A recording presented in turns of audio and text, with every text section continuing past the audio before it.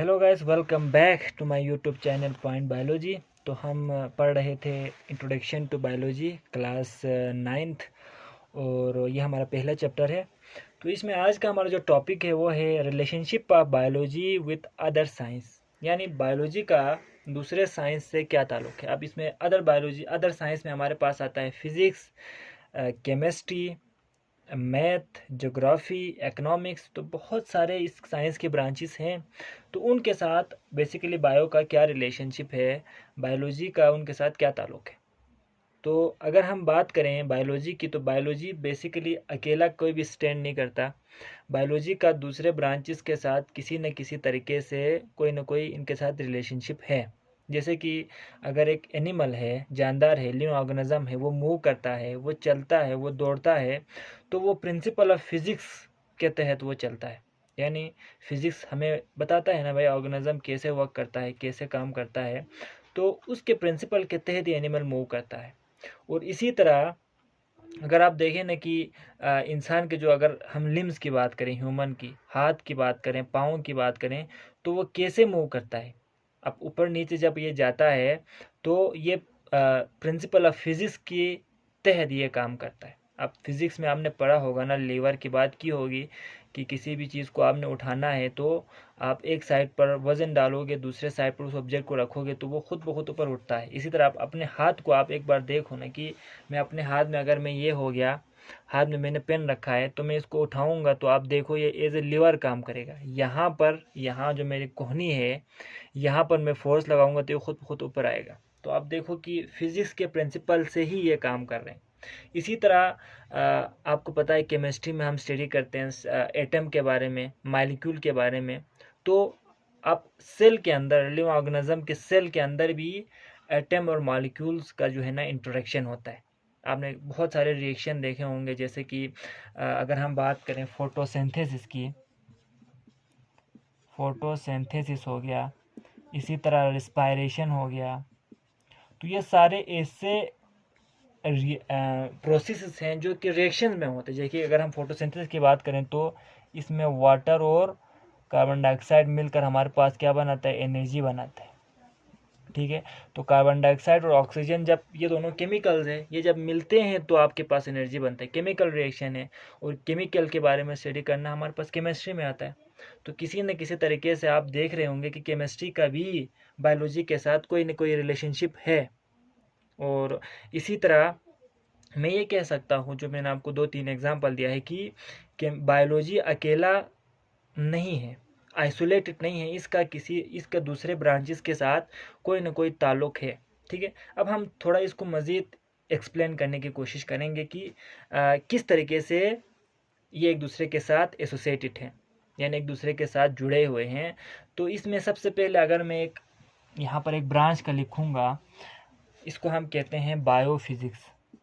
Biophysics यानी bio का physics के साथ जो ताल्लुक है वो हमारे पास होता है बायोफिज़िक्स का।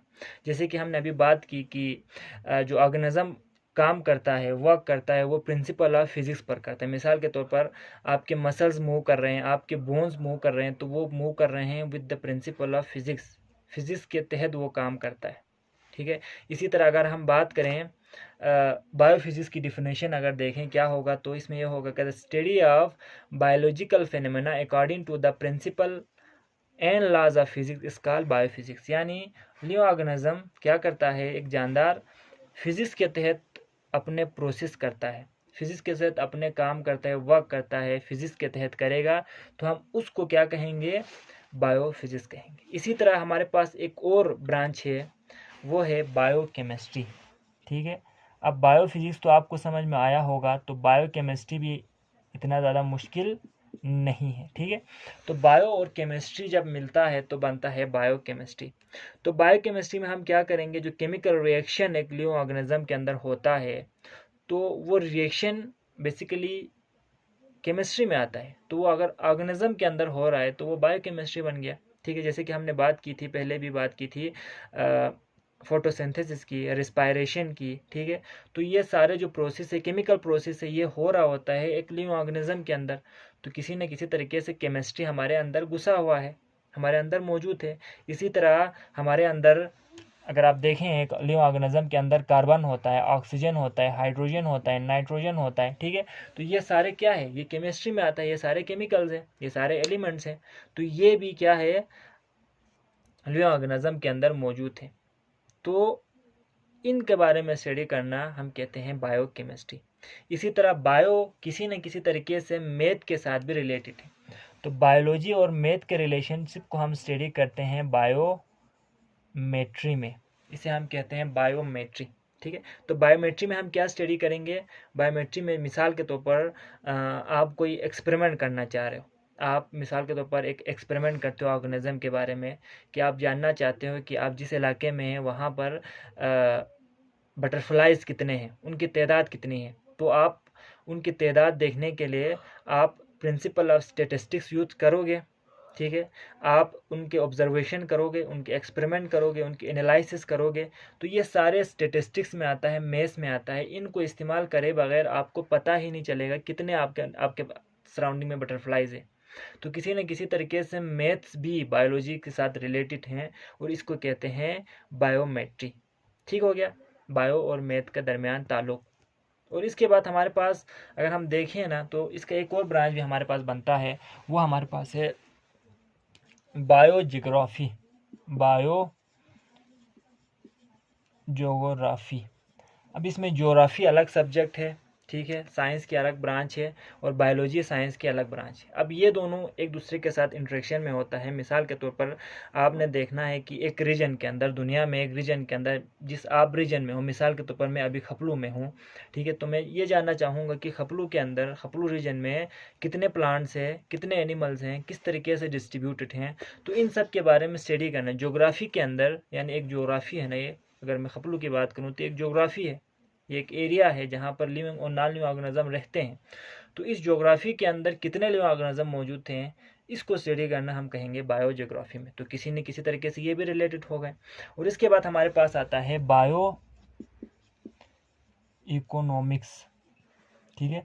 तो बायो इकोनॉमिक्स में हमारे पास, इकोनॉमिक्स हम कहते हैं जिसमें हम हिसाब व किताब रखते हैं, ठीक है, यानी कि इंपोर्ट और एक्सपोर्ट करते हैं। इकोनॉमिक्स में वही स्टडी करते हैं ना, पैसों का लेन देन और बायो लिविंग ऑर्गेनिज्म का। तो आप अगर मिसाल के तौर पर आप वीट प्रोड्यूस कर रहे हो, आप फिश प्रोड्यूस कर रहे हो, आप राइस प्रोड्यूस कर रहे हो, ठीक है। तो आप इनको एक्सपोर्ट करते हो, किसी दूसरे मुल्क में बेचते हो, किसी दूसरे इलाके में आप इसको बेचते हो, इससे आप पैसे कमाते हो, ठीक है। तो इन चीज़ों को आप किस में पढ़ोगे, बायो इकोनॉमिक्स में। यानी अगर आप लिविंग ऑर्गेनिज्म को बेच कर उससे आप अगर प्रॉफिट हासिल कर रहे हो, उसका एक्सपोर्ट इंपोर्ट कर रहे हो, तो इकोनॉमिक्स में वो आता है। तो इन दोनों का भी किसी न किसी तरीके से रिलेशनशिप है। और अगर ऐसा कोई आपके पास ऑर्गेनिज्म है, जैसे कि अगर हम बात करें पाकिस्तान की, तो पाकिस्तान जो कॉटन है वो एक्सपोर्ट करता है, यानी अमेरिका को, यूएस को बहुत ज़्यादा कॉटन एक्सपोर्ट करता है। कॉटन क्या है, बेसिकली एक प्लांट है, ठीक है, लिविंग ऑर्गेनिज्म है। तो इसको एक्सपोर्ट करते हैं, उससे पैसे कमाते हैं। तो वो हमारे पास किस में आएगा, बायो इकोनॉमिक्स में आएगा।